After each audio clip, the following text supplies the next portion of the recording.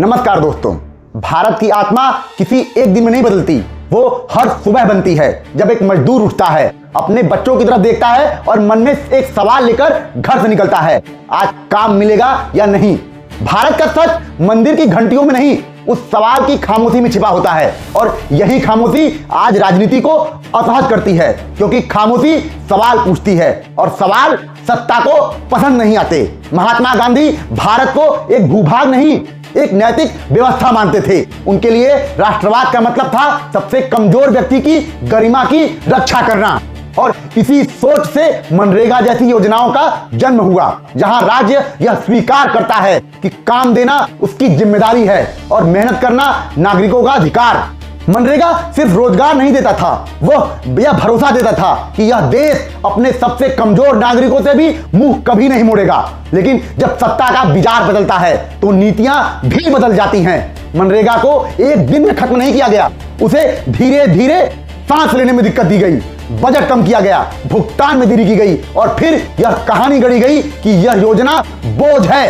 असल में बोझ यह योजना नहीं थी, बोझ वह सवाल था जो एक कामगार सरकार से पूछ सकता था। जब काम नहीं दिया जाता तब भावनाएं दी जाती है, जब रोजगार नहीं मिलता तब पहचान दी जाती है। धर्म जो व्यक्तियों का निजी विश्वास होना चाहिए था, उसे सार्वजनिक हथियार बना दिया गया।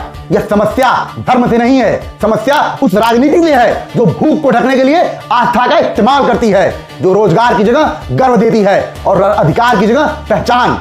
गांधी का राष्ट्रवाद सवाल से नहीं डरता था, वो जानता था कि सवाल ही लोकतंत्र को जिंदा रखते हैं। लेकिन आज का राष्ट्रवाद सवाल को राष्ट्र विरोध घोषित करता है। जब मनरेगा जैसी योजनाएं कमजोर होती हैं तो सिर्फ आर्थिक संरचना नहीं बदलती, वैचारिक संतुलन भी टूटता है।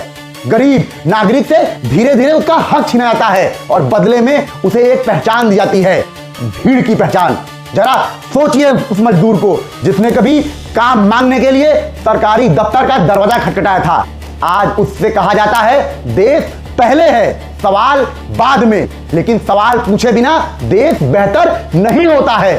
देश तभी में मजबूत होता है जब नागरिक सुरक्षित होता है, रोजगार में, भोजन में, सम्मान में।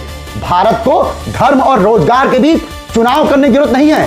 भारत दोनों को साथ लेकर चल सकता है, लेकिन जब रोजगार को जानबूझकर कमजोर कर दिया जाए, जब धर्म को उसके विकल्प की तरह पेश किया जाए, तो यह केवल नीति नहीं रहती, यह आत्मा पर हस्तक्षेप बन जाती है।